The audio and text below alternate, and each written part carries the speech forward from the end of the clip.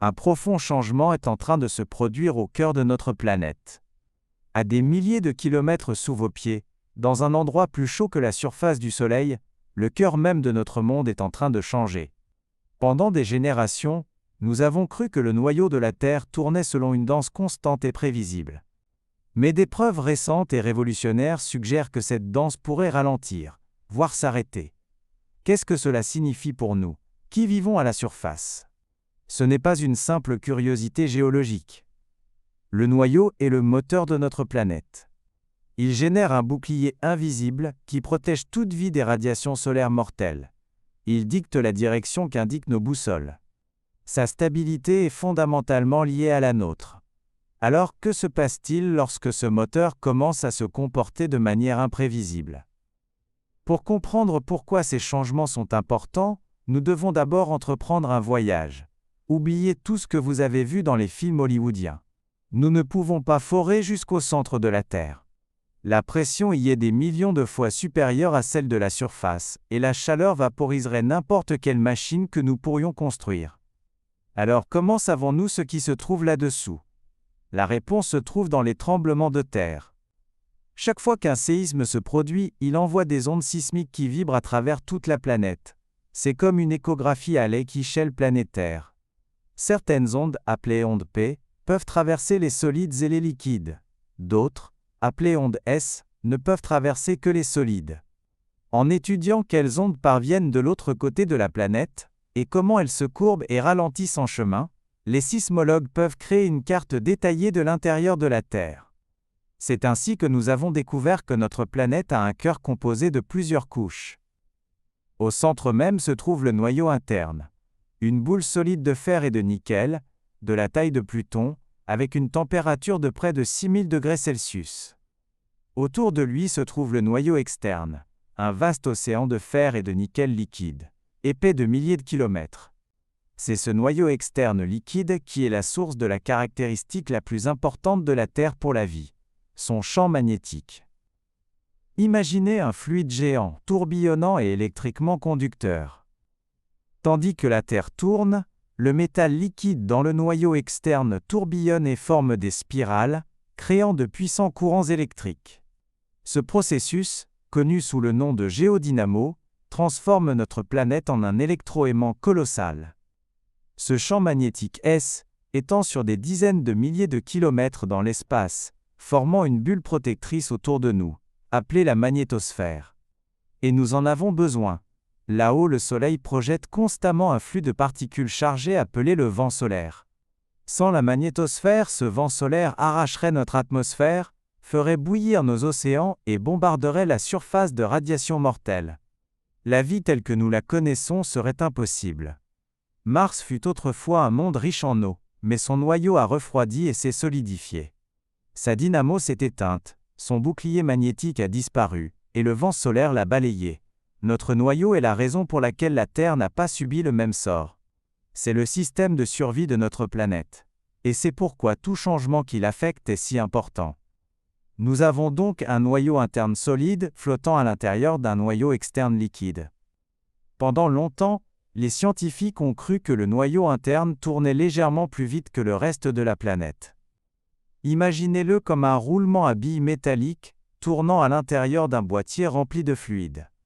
Nous pouvions suivre cette rotation grâce à une astuce ingénieuse, impliquant ces mêmes ondes sismiques dont nous avons parlé. Pendant des décennies, les sismologues ont étudié des paires de séismes presque identiques, appelés doublés sismiques, qui se produisent au même endroit à des années d'intervalle. En comparant les temps de parcours des ondes traversant le noyau interne à partir de ces doublets, ils pouvaient détecter de minuscules changements. Des années 1960 au début des années 2000, les données ont montré que le noyau interne tournait en effet légèrement plus vite que le manteau et la croûte, un phénomène appelé superrotation. Mais ensuite, vers 2009, quelque chose a changé. Les données ont commencé à s'aplatir. La différence de temps de parcours qui n'avait cessé de croître pendant 40 ans a soudainement disparu. Dans un article de référence publié en 2023, les sismologues Yi Yang et Xiaodong Sang ont analysé des décennies de données et sont parvenus à une conclusion surprenante. La superrotation du noyau interne semblait être interrompue. Il semble maintenant se déplacer en synchronisation avec le reste de la planète. Le noyau interne a-t-il cessé de tourner? Pas exactement. Il tourne toujours avec le reste de la Terre. Mais sa vitesse supplémentaire, sa superrotation, s'est apparemment arrêtée.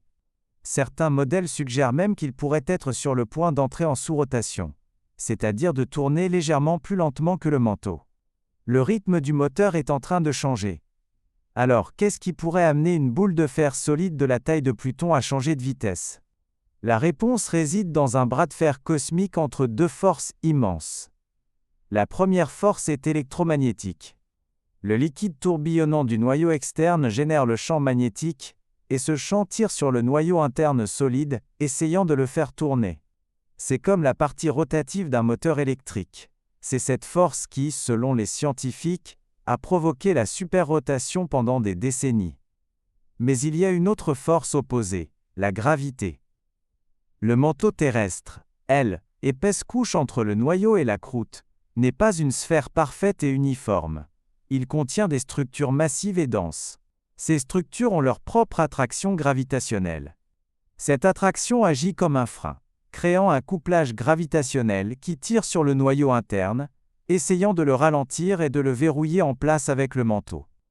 La théorie actuelle est que nous assistons à un changement dans l'équilibre de ces deux forces. Pendant plusieurs décennies, le couple électromagnétique l'emportait, et le noyau accélérait par rapport à nous. Maintenant, il semble que le couplage gravitationnel se réaffirme, ralentissant à nouveau le noyau interne. Ce n'est pas un événement ponctuel. Les scientifiques pensent que cela pourrait faire partie d'un cycle, une oscillation qui se produit tous les 60 à 70 ans, où le noyau accélère puis ralentit à nouveau. Il se trouve que nous vivons un moment de changement spectaculaire dans ce cycle. D'accord? Un cycle de 70 ans dans le noyau. C'est fascinant pour les géologues, mais est-ce que cela nous affecte réellement ici en surface? La réponse est oui, mais de manière très subtile. Le noyau n'est pas lié mécaniquement au manteau et à la croûte, mais il est couplé par ces forces immenses. Un changement dans la rotation du noyau pourrait avoir des effets infimes, mais mesurables. Un effet potentiel concerne la durée du jour. Le moment cinétique total du système terrestre est constant. Donc, si le noyau interne ralentit sa rotation, pour conserver ce moment cinétique, le manteau et la croûte à l'extérieur pourraient devoir accélérer très légèrement. Nous parlons de changements de millièmes de seconde par jour. Ce sont des fluctuations infimes, mais elles sont cruciales pour des systèmes comme le GPS, les communications par satellite et l'astronomie, qui reposent tous sur une mesure précise du temps. Un autre effet pourrait concerner le champ magnétique lui-même. Le noyau interne joue un rôle dans la stabilisation de la géodynamo. En grandissant et en se solidifiant sur des milliards d'années, il aide à alimenter la convection dans le noyau externe. Si son cycle de rotation influence la dynamique des fluides du noyau externe, il pourrait contribuer à de petites variations du champ magnétique à échelle de la décennie que nous observons déjà. Celles-ci sont connues sous le nom de secousses géomagnétiques, des changements soudains dans le comportement du champ.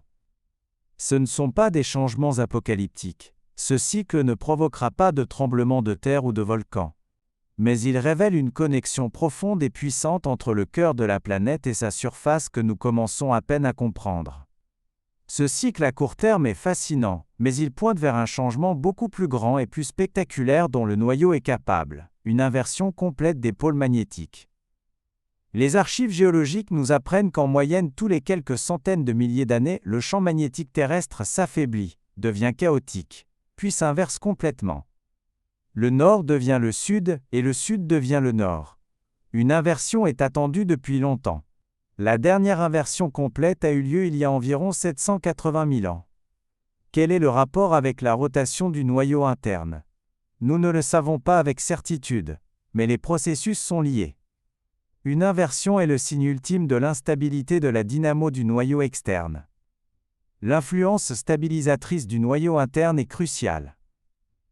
Bien que l'oscillation de 70 ans que nous observons actuellement ne soit pas le signe d'une inversion imminente, étudier nous aide à construire de meilleurs modèles de la géodynamo. Mieux nous comprenons ces petits changements, mieux nous pourrons comprendre, et peut-être un jour prédire, les grands. Une inversion complète serait un événement majeur. Pendant la transition, qui pourrait durer des milliers d'années, le champ magnétique s'affaiblirait considérablement, peut-être jusqu'à seulement 10% de sa force actuelle. De multiples pôles, nord et sud, pourraient apparaître partout sur le globe. Notre bouclier protecteur serait à son plus faible. Ce ne serait pas un événement d'extinction massive. La vie a survécu à de nombreuses inversions auparavant. Mais pour notre civilisation technologique, ce serait un défi de taille. Les réseaux électriques pourraient être vulnérables aux tempêtes solaires, les satellites auraient besoin d'un blindage supplémentaire, et les systèmes de navigation qui dépendent du champ magnétique seraient inutiles. Comprendre le noyau est essentiel pour se préparer à cette éventualité, aussi lointaine soit-elle. L'histoire du noyau terrestre est une histoire d'évolution constante et lente. Il n'a pas toujours été tel qu'il est aujourd'hui. Les scientifiques pensent maintenant que le noyau interne n'a commencé à se solidifier qu'il y a environ 1 milliard d'années. Avant cela, le champ magnétique était peut-être beaucoup plus faible et plus instable. La naissance du noyau interne pourrait avoir été événement qui a suralimenté la géodynamo, créant le bouclier puissant et stable qui a permis à la vie complexe de s'épanouir à la surface. Et il continue de croître, d'environ 1 mm chaque année, à mesure que le fer cristallise à partir du noyau externe liquide.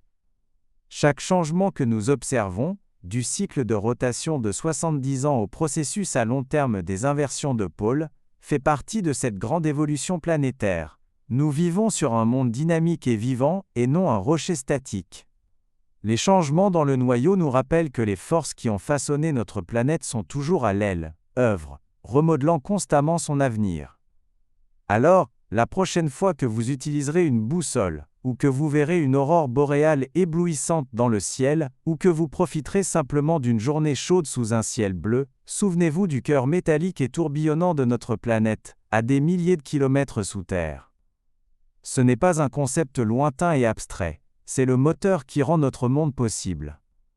Et en écoutant attentivement les faibles murmures sismiques qui le traversent, nous commençons, pour la première fois dans l'histoire de l'humanité, à comprendre ces secrets profonds et fondamentaux.